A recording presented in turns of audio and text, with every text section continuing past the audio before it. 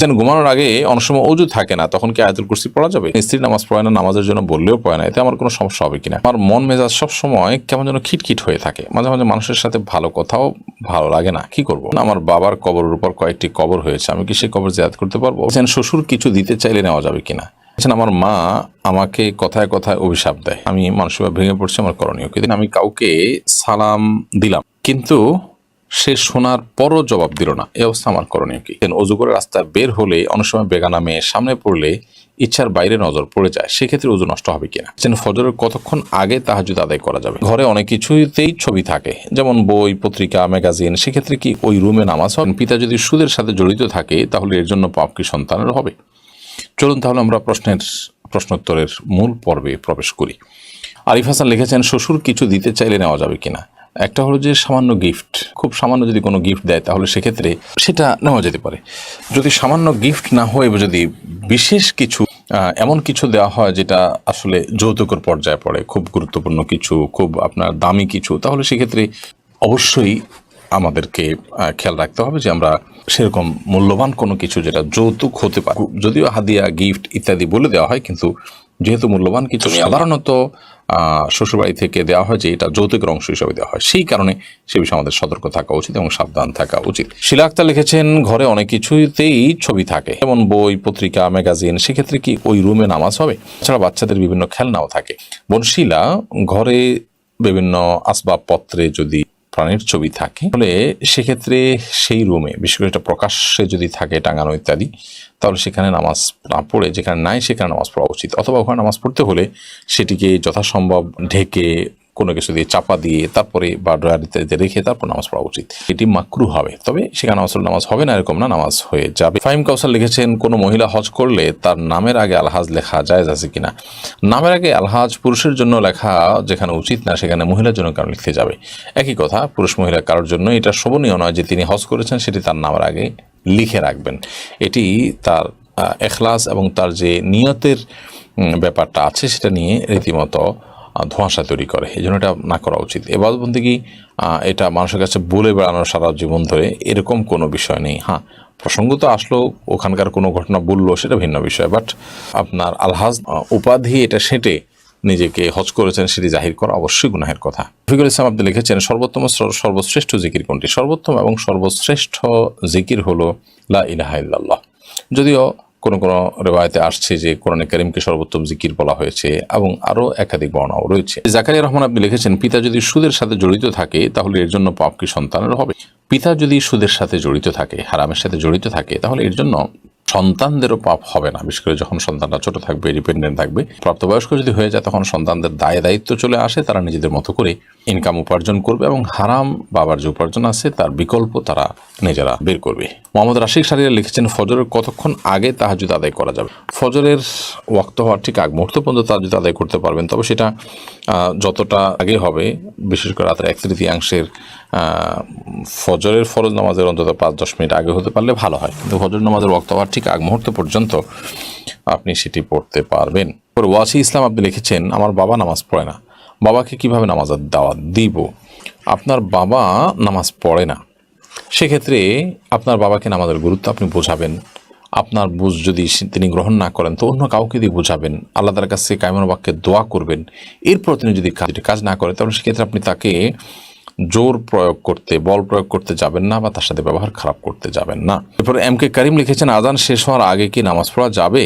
আজান শেষ হওয়ার আগে আপনি নামাজ পড়তে পারেন, তবে আজান যখন শুরু হয়ে যায় তখন আজানের জবাব দেওয়াতে মগ্ন হওয়া উচিত, যেন আজানের জবাব দিয়ে শেষ করে তারপর আপনি নামাজ পড়তে পারেন, সেটা বেশি উত্তম। তবে আজান চলাকালীন সময় যদি আপনি নামাজ শুরু করে দেন তাতে নামাজ হয়ে যাবে, কারণ আজানের জবাব দেওয়াটা ফরজ কিংবা ওয়াজিব নয়।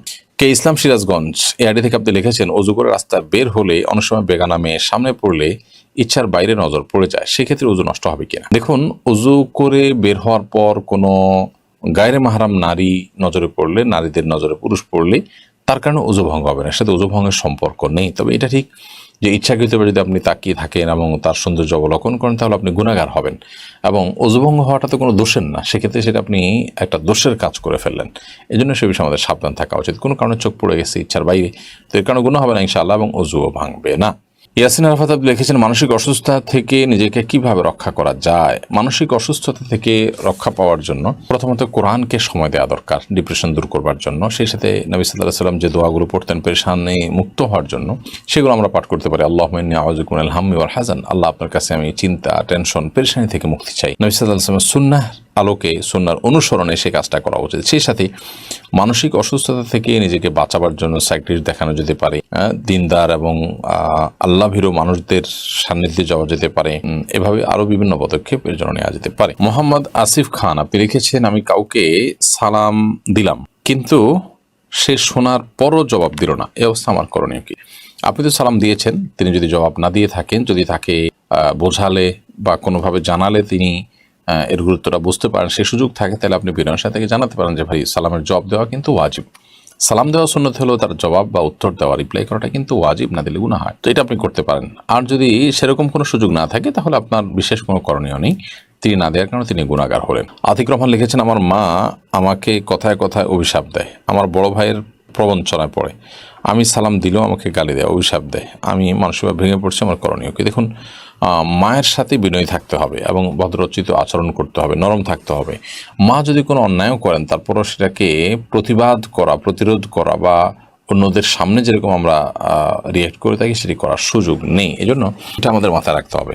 মা যদি অন্যায়ভাবে আপনাকে অভিশাপ দেয়, কেউ তাকে ভুল বোঝায়, তাতে আপনার কোনো ক্ষতি হবে না। আল্লাহ সুবহানাহু ওয়া তাআলা কোরআন কারীমে পরিষ্কারভাবে জানিয়ে দিয়েছেন যে ওয়ালাউ ইয়াজ্জালুল্লাহু আশ-শাররা ইসতা'জালাহুম বিল খাইরি লাকুদিয়াল আমর। যদি মানুষকে আল্লাহ তাআলা ভালোটা চাইলে যেরকম সাথে সাথে দিয়ে দেন, কেউ যদি বদদোয়া দেয়, খারাপ কিছু আল্লাহর কাছে চায়, এটা যদি সাথে সাথে দিয়ে দেন তাহলে মানুষ শেষ হয়ে যেত। আল্লাহ চেষ্টা করেন, যদি রাগের মাথায় দিয়ে থাকে অথবা অন্যদের পরিচিত হয়ে দিয়ে থাকে, ইনশাআল্লাহ সেই অভিশাপে আপনার কোনো ক্ষতি করবে না। জুবেল আহমদ আপনি লিখেছেন, আমার বাবার কবরের উপর কয়েকটি কবর হয়েছে, আমি কি সেই কবর জিয়ারত করতে পারবো? অবশ্যই আপনি করতে পারবেন। একই কবরে অনেক লোক দাফন হয়েছে, সবাই ধ্বংসাবশেষ সেখানে আছে বা সবাই লাশ সেখানে মাটি বা গলিত অবস্থায় আছে, কোনো অসুবিধা নেই, আপনি সেখানে জিয়ারত করবেন। আপনার বাবার কবরে, একই কবরে যদি অন্যদেরকেও কবর দেওয়া হয়, তারপর আপনার বাবা যদি কবর সেখান থেকে তুলে নিয়ে আনা হয়, বরং ওখানে উপরে আরেকটা কবর দেওয়া হয়, যেমন ঢাকার অনেক কবরস্থানে আছে যে নির্দিষ্ট সময়ের পর সেখানে আরেকটা কবর দেওয়া হয় কবরের উপরে। তো এর কারণে আপনি সেখানে জিয়ারত করতে কোনো অসুবিধা নেই। বন্যা মির্জা লিখেছেন, আমার মন মেজাজ সব সময় কেমন যেন খিটখিট হয়ে থাকে, মাঝে মাঝে মানুষের সাথে ভালো কথাও ভালো লাগে না, কি করব? আপনি কোনো ডাক্তার দেখাতে পারেন, সাইকিয়াট্রিস্ট দেখাতে পারেন, মানসিক কোনো ডাক্তার দেখাতে পারেন। সেই সাথে আপনার এই অবস্থা থেকে উত্তরণের জন্য যদি আপনার মনে হয় এটা হঠাৎ করে হয়েছে, আপনি রুকিয়া বা ঝাড়ফুঁক করাতে পারেন। কারণ অনেক সময় ব্ল্যাক ম্যাজিক অথবা দুষ্টজনের উপদ্রবের কারণেও কিন্তু মানুষের মধ্যে এ ধরনের সমস্যা তৈরি হবে, তাই সেই চেষ্টা আপনি করতে পারেন। আকরাম হোসেন লিখেছেন, ঘরে একা ফরজ নামাজ পড়লে কি উচ্চস্বরে কোরআন তেলাওয়াত করতে হবে আর উচ্চস্বরে তাকবীর দিতে হবে? একা একা যখন আপনি তেলাওয়াত করবেন তখন নীরবে কিংবা উচ্চস্বরে যে কোনোভাবে পড়তে পারেন। যদি অন্য কারো ডিস্টার্বের আশঙ্কা না থাকে আপনি উচ্চস্বরে পড়তেই পারেন।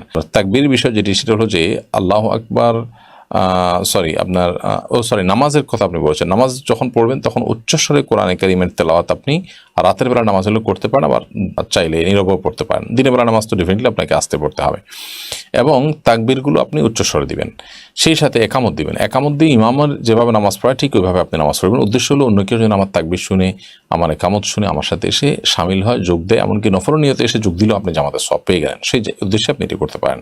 এমনি মিজানুর রহমান লিখেছেন, স্ত্রী নামাজ পড়ে না, নামাজের জন্য বললেও পড়ে না, এতে আমার কোনো সমস্যা হবে কিনা?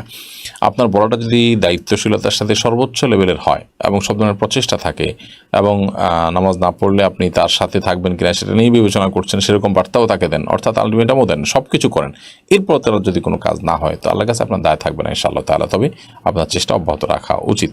আব্দুল সাত্তার লিখেছেন, ঘুমানোর আগে অনেক সময় ওযু থাকে না, তখন কি আয়াতুল কুরসি পড়া যাবে?